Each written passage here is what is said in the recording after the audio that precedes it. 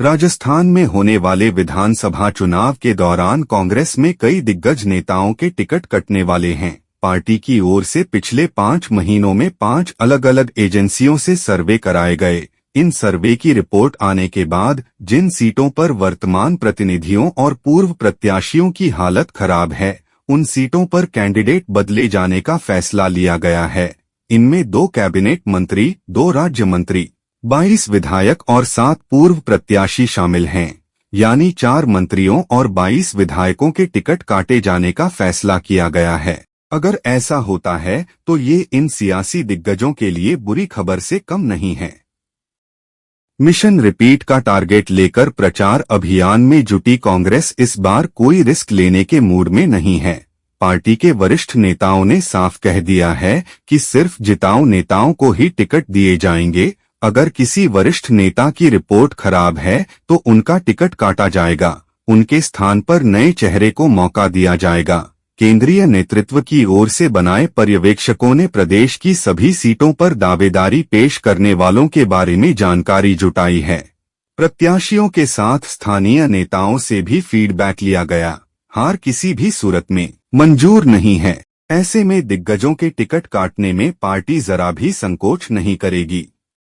Congress party की ओर से 5 बार सर्वे करवाए गए।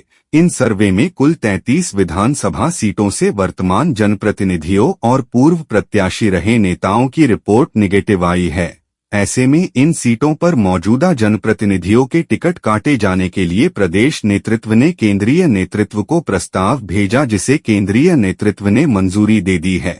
निगेटिव रिपोर्ट वाली विधानसभा सीटों इस प्रकार हैं: श्रीगंगानगर, हनुमानगढ़, पिलानी, करनपुर, उदयपुर वाटी, दातारामगढ़, हवामहल, आदर्श नगर, चाकसू, बगरू, रामगढ़, कठूमर, बयाना, हिंडौन, बामनवास, मारवाड़ जंक्शन, बिलाड़ा, शिव, जैसलमेर, गुढ़ामलानी, सिरोही, बेंगू, सहाड़ा, सांगोद, डूंगरपुर, थानागाजी, मंडावा, दौसा, बस्सी, शेरगढ़, दूदू और नदबई। वर्तमान में इन 33 सीटों में 6 सीटों पर निर्दलीय प्रत्याशी हैं, जबकि 1 सीट बीजेपी के पास है।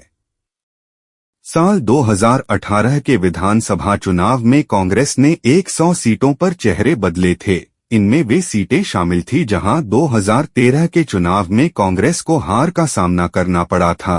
100 सीटों में से 90 सीटों पर नए चेहरों को अवसर दिया गया, जबकि 10 ऐसे नए चेहरे थे जो राजनैतिक परिवारों से संबंधित थे। टिकट घोषणा से पहले भाजपा उन कमजायर सीटों की रिपेयरिंग करने में जुटी है, जहां पिछले चुनाव में वोट शेयरिंग के लिहाज से कांग्रेस के मुकाबले उसकी हालत कमजायर थी। भाजपा के केंद्रीय नेतृत्व ने प्रदेश इकाई को जाति समुदायों को साधने पर पूरा जोर लगाने के लिए कहा है, ताकि डी और सी कैटेगरी की सीटों पर चुनाव का परिणाम पार्टी के पक्ष में किया जा सके।